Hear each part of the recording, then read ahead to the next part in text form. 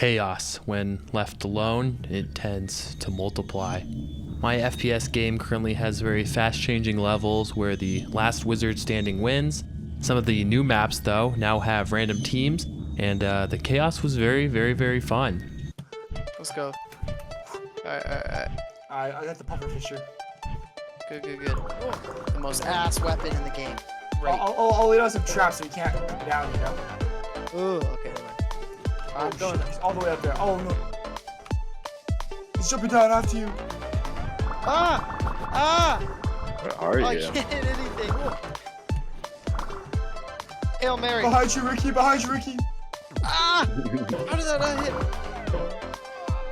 Oh. I need to get this. Right, there we go. Oh, good mine. I'll keep shooting orbs in this little orb. Oh no, behind me! I got ganked. What the fuck? By the way, you can also wishlist my game now on Steam. I'm going to make it free to play, so you're legally obligated to download it and play it with all of your friends. A player's ability to adapt to new information is tested to some degree in most games, but it's really put on the forefront in a lot of casual and party games. This should not be mixed up though with being the same thing as just being random. There are random factors at play. However, the player's ability to process new information is a skill that can be tested and improved, which is not true of all mechanics that involve random factors. It doesn't necessarily make for a good competitive esport to have a bunch of random things like that, but it does allow for a very chaotic experience that I think keeps players very engaged. My game Wizards and Shorts has always had random levels that it alternates between very quickly.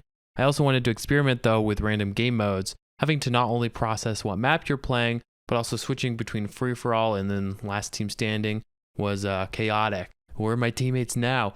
Are they competent or do they eat crayons and glue? All factors must be kept in mind for the player strategy on any given level. The thrill is unparalleled.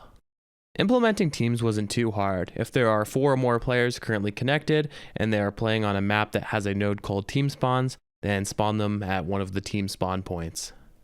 I added a flag to each player for their team. On free-for-all rounds, that team flag is just set to their player ID, but on team maps, it's either set to team 1 or 2. When all the players who are alive are on the same team, then they all win and get a point.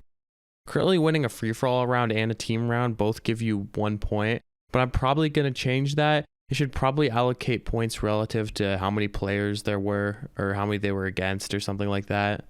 I also made it so you can't receive damage from someone on your team. This ended up making rocket jumping a little too powerful since you could no longer hurt yourself while rocket jumping. I band-aid fixed this by making the rocket splash damage from a different team than the one you were on. It's on its own custom team called Rocket. That means you can also still team kill with them. I don't know how I'm going to fix that, but it is what it is. After that, it was just a matter of adding some polish, some billboard names that are above them, so that you can see who your teammates are and where they are. I was also able to reuse those and make them visible when all players are dead, and so you can see them in spectate mode or whatever. I also need to add like a little thing when the map loads, because right now there's like a timer that counts down from 3. It should also say free for all, last team standing, or like something like that. I don't know. I think the more chaotic I've made my game, the more fun it's become. It forces players to stay engaged and adapt constantly and not take everything too seriously. God damn. Yeah. I also added some cool new spells in this little weird arc spell. It uses all your mana, but it does one shot. The knockback on it though can very easily catapult you into the void. A crazy fireball gun.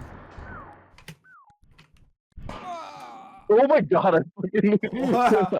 I got you, but I'm flying up the map right now. I also had a couple of weird glitches this playtest. The first was when a lot of players are ragdolled / dead, the alive players would begin to blink or turn invisible. You could still see the staff, so it wasn't a networking error like in my last video, but it was still pretty bad. As it turns out, making the player model scene local, as well as making the mesh resource local, fixed it. I think ragdolls mess with the shared memory a bit, so I have to make them not linked in memory, which kind of sucks from an optimization perspective, but it should just be a one-time cost when players join the lobby since I'm not constantly recreating them. Players would also sometimes spawn under the level. Very bad. Like 1 out of 50 times or so. I don't know what was causing this bug. My best guess is that some of the movement code would glitch a little when teleporting the player, so I just temporarily disabled a portion of that code at the start of the round. I'm going to try to make a non-band-aid fix for this, but for now it's okay-ish as a solution.